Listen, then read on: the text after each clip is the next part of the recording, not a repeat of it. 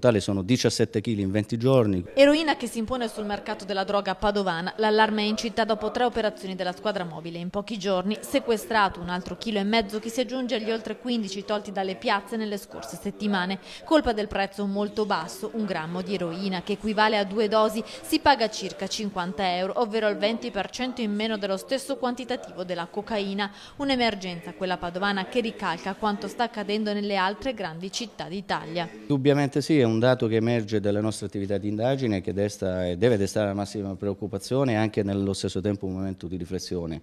Tuttavia l'attività operativa svolta dalla squadra mobile va nella direzione giusta, che è quella di arrestare, di infrenare il fenomeno appunto del ritorno dell'eroina. L'ultimo blitz della squadra mobile in un appartamento della Stanca in via Fambri, più volte segnalato dai residenti della zona. Il primo ad essere bloccato mentre stava in casa è stato un tunisino con 1 chilo di eroina pura. Nell'appartamento 2 connazionali hanno cercato di disfarsi di altra droga, uno ha ingerito ben 12 grammi mentre l'altro ne ha nascosta una parte nelle mutande. Tutti e 3 sono stati arrestati. È allarmante però la crescita del consumo di eroina in città, anche tra i giovanissimi che l'acquistano per fumarla. Ritengo che si imponga anche un momento di riflessione sia da parte delle istituzioni competenti, ma anche al di là delle istituzioni, a livello di famiglie, di chiunque possa dare un contributo su questa problematica, è importante.